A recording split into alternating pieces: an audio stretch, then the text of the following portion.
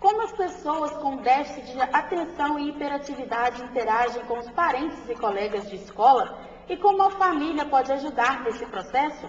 Esse é o tema da tese de mestrado defendida pela psicóloga Vânia Ribeiro, que está aqui no estúdio hoje.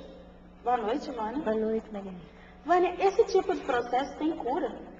Não. O TDAH, o transtorno de déficit de atenção e hiperatividade, é um tipo de configuração cerebral. A pessoa sempre vai ter o cérebro assim. A gente vai tratar os sintomas, que prejudicam a interação da pessoa com as outras pessoas e o dia a dia da pessoa. Quais seriam, então, esses tipos de tratamento? O tratamento multidisciplinar é o mais indicado.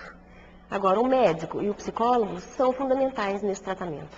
O médico vai olhar a parte clínica e farmacológica, dar o medicamento. O medicamento vai ser uma ajuda para a pessoa conseguir lidar com os sintomas. Então, os sintomas são desatenção, hiperatividade, impulsividade. O que a gente observou na pesquisa é que quanto mais o pai utiliza e a mãe utiliza de condutas agressivas, mais a criança reage.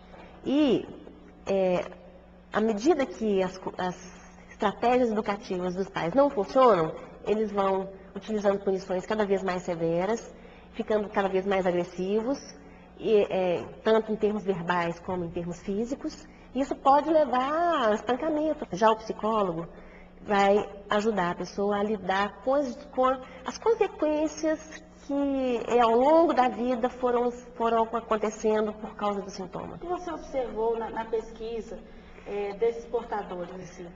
A criança que tem TDAH, ela é rebelde, ela desobedece, e ela não desobedece porque ela quer. Ela desobedece porque ela não consegue, por exemplo, conter o impulso dela. Quando ela quer alguma coisa, ela faz. E os pais interpretam isso como indisciplina, como rebeldia. Ela fala o que não deve, ela fala demais, ela pula, ela corre, ela se agita, ela perde as coisas, ela perde os horários. Então, isso vai criando uma irritação, uma impaciência muito grande nos pais.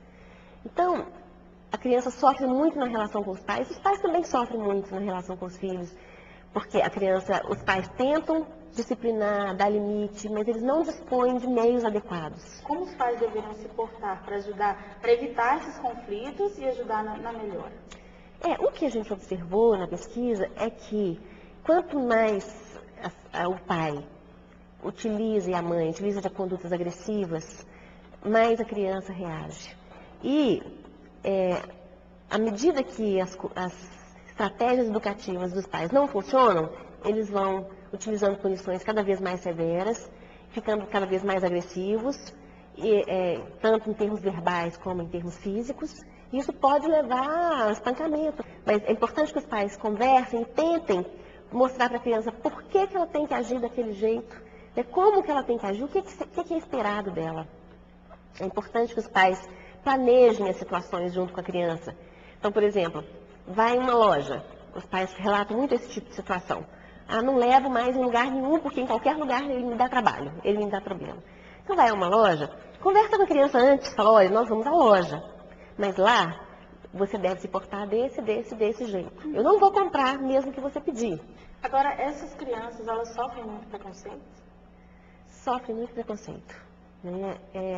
As escolas discriminam as crianças, então os pais relatam que a criança teve que sair de uma escola para outra, e da outra para outra, e da outra para outra, porque a escola dizia, olha, não dou conta do seu filho, tira ele dessa escola, leva para outra.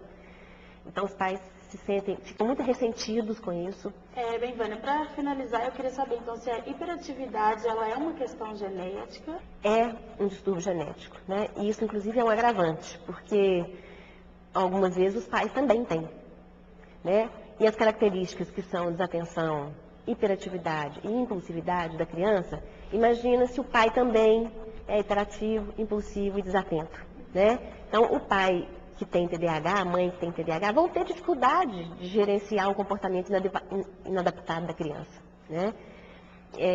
Então, é genético e isso tem que ser observado. Os pais, inclusive, também precisam de ajuda. Essa foi uma constatação muito importante da pesquisa. Que não é só a criança que tem que ser tratada. Os pais também precisam de orientação e de tratamento, porque eles, às vezes, desenvolvem também depressão, quadros graves, por causa do estresse que se vive na família. Às vezes, a gente ouve alguns relatos nas pesquisas de bebês que já são muito agitados, né? Mas a partir dos 3 anos, até os 3 anos de idade é difícil fazer esse diagnóstico. A partir dos 3, já dá para começar a observar que aquela criança tem alguma coisa diferente. Tá bom, muito obrigada Tá bom? pela entrevista. Por nada. Será apresentado agora à noite em Diamantina